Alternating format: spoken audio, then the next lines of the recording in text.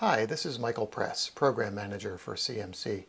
I want to show you a new feature of CMC that allows you to track the status of all the scope items from your project's original statement of work.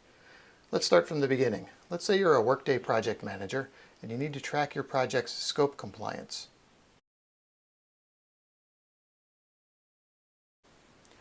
Your first step will be to create the scope traceability objects that you'll need in CMC. This is simple. Just find the Workday Scope Traceability product template and clone it. You can find the template using the Workday Scope Traceability Templates list view on the Products tab of the CMC for Workday application in Salesforce. Select the product and clone it.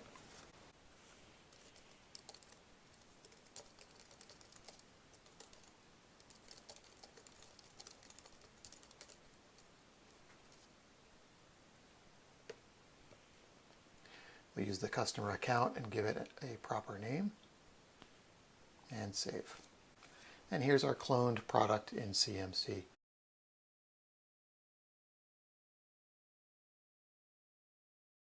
Now let's discuss the CMC objects in this product that you'll use to track scope. At the top level, down in a related list, is a scope of work that represents your statement of work. Let's rename this with a suitable name.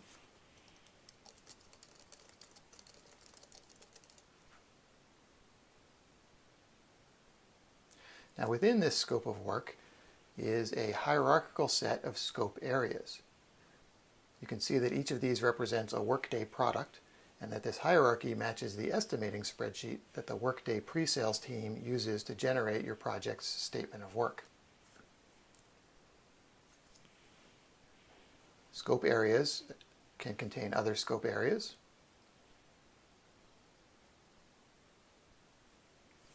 And at the lowest level, scope areas contain scope items.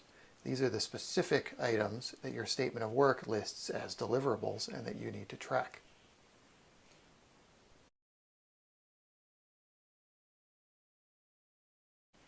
So now let's talk about how to configure and track your scope.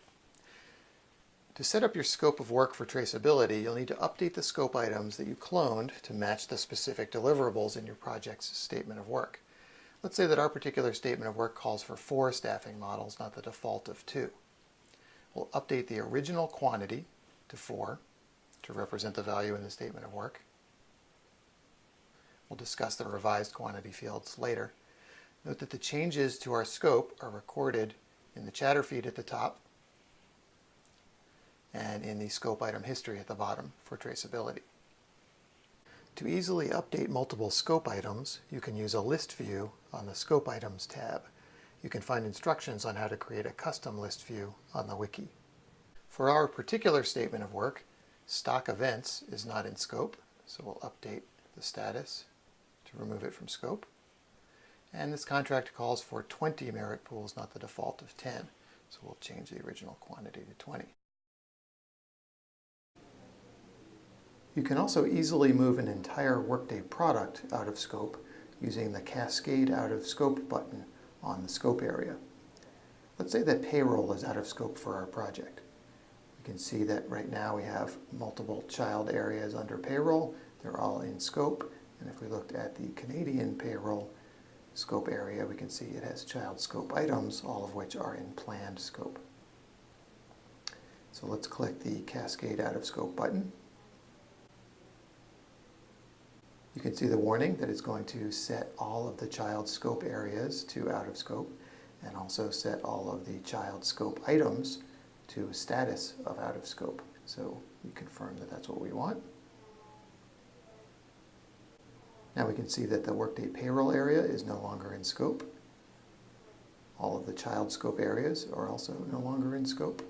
And if we look at the Canadian payroll scope area, we can see now that all of its scope items are out of scope.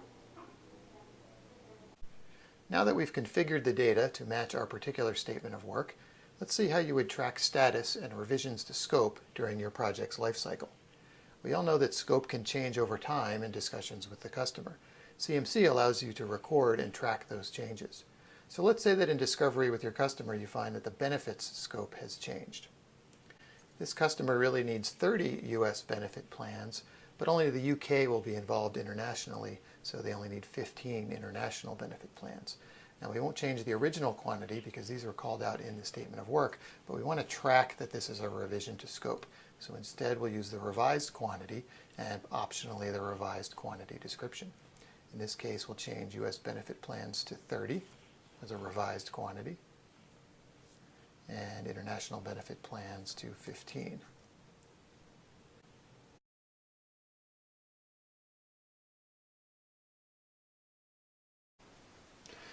Last, let's look at a couple of reporting options.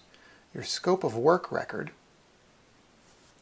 has a convenient report link that shows you the status and latest scope for all items in your project.